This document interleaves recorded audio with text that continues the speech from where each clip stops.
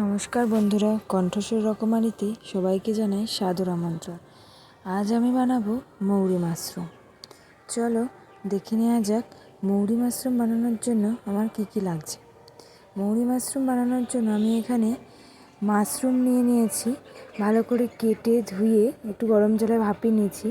মৌরি, কাজু বাদাম, পোস্ত, আর এখানে মটরশুঁটি, টমেটো, আদা, লঙ্কা। এবার আমি এদিকে গ্যাসে কড়াই গরম করতে বসিয়েছি। এবার কড়াইও আমার গরম হয়ে গেছে। কড়াইতে আমি তেল দিয়ে দেবো। তেলটা কড়াইয়ের আশেপাশে ভালো করে লাগিয়ে দেবো। দেখো কড়াইতেও ভালো করে তেলটা আমার মাখানো হয়ে গেছে। এবার আমি এর মধ্যে মশলাগুলো একে একে দিয়ে দেবো। প্রথমে আদা ও লঙ্কাটা দিয়ে দিলাম।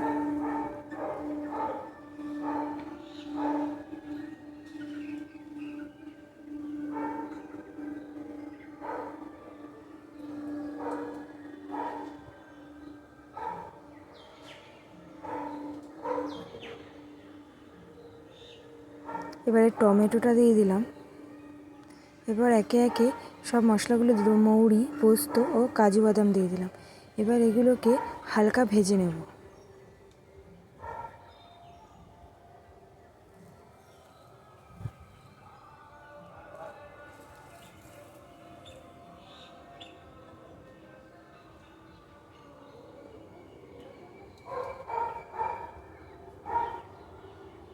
দেখো প্রায় অর্ধেক ভাজা, কিছুটা ভাজা আমার হয়ে গেছে। আর সামান্য ভেজে নিয়ে আমি এগুলোকে নামিয়ে একটা বাটির মধ্যে রাখবো, দিয়ে এটিকে পেস্ট করে নেব।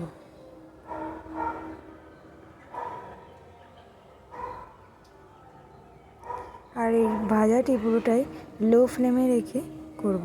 দেখো ভাজা পুরোই হয়ে গেছে। এবার আমি এগুলোকে একটা বাটির মধ্যে ঢেলে নিয়েছি। এবার এগুলোকে পেস্ট করে নেব।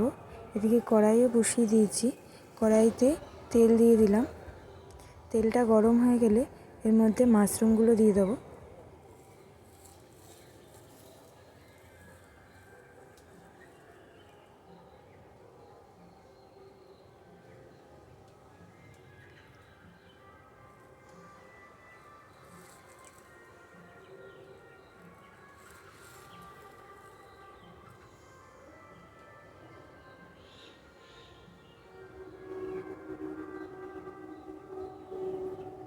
দেখো তেলটা আমার গরম হয়ে গেছে।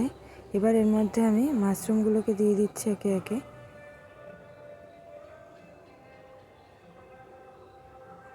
দেখো একে একে সব মাশরুমই আমার দেওয়া হয়ে গেছে। এর মধ্যে আমি এবার একে একে নুন ও হলুদ দিয়ে দেবো। সব মাশরুমগুলো দেওয়া হয়ে গেছে। এরপর এর মধ্যে আমি সামান্য পরিমাণে লবণ দিলাম।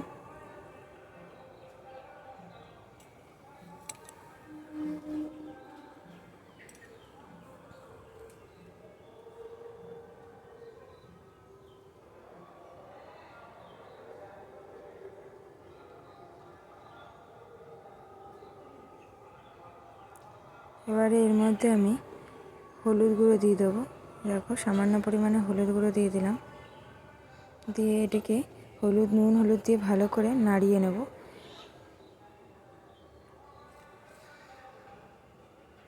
দেখো এদিকে মশলাটি পেস্ট করা আমার হয়ে গেছে। আর এদিকে মাশরুমগুলো ভাজা ভাজা হয়ে গেছে। এবার এর মধ্যে মশলাটা দিয়ে দিলাম। বাটিটার মধ্যে অল্প একটু জল দিয়েও ধুয়ে এর মধ্যে দিয়ে দেবো। এবার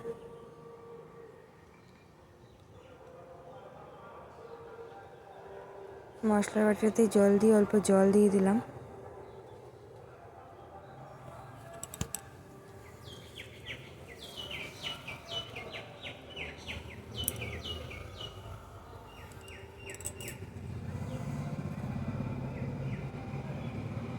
এবারে এই মটরশুঁটিগুলো ধুয়ে রেখেছিলাম, মটরশুঁটিগুলো দিয়ে দিলাম এর মধ্যে।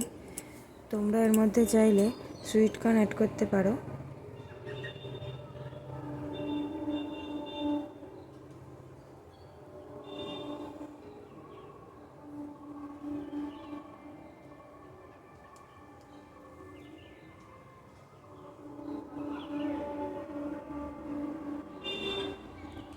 এবার এর মধ্যে আমি হলুদ গুঁড়ো দিয়ে দিলাম।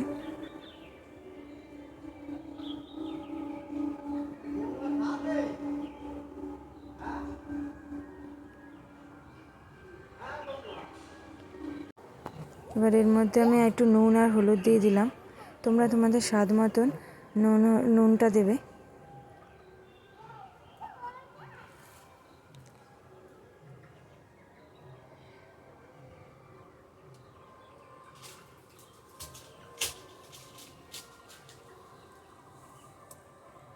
আমি অল্প পরিমাণে চিনি দিলাম এর মধ্যে।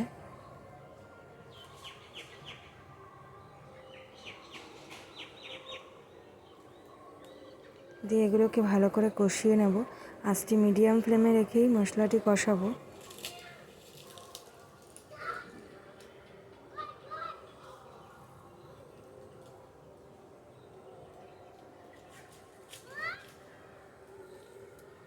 দেখো কষানো হয়ে গেছে। আমি এবার এর মধ্যে জল দিয়ে দেবো।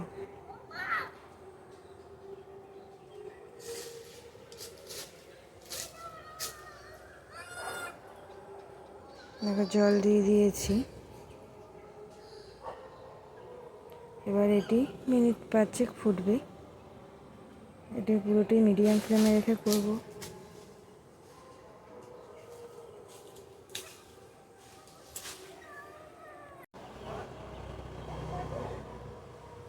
দেখো এটি প্রায় আধা আধি হয়ে গেছে। এবার এর মধ্যে আমি সামান্য ধনেপাতা অ্যাড করলাম।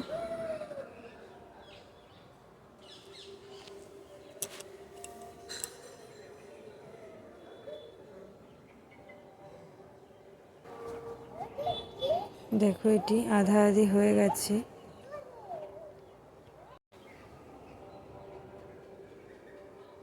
দেখো এটি প্রায় হয়ে গেছে। আমি এবার এটিকে নামিয়ে নেব। দেখো এটি একটি পাত্রের মধ্যে আমি ঢেলে নিয়েছি মাশরুমটি। এটি রুটি বা পরোটা দিয়ে খেতেও খুবই ভালো লাগবে। ভিডিওটি যদি ভালো লাগে লাইক শেয়ার কমেন্ট করতে ভুলো না কিন্তু।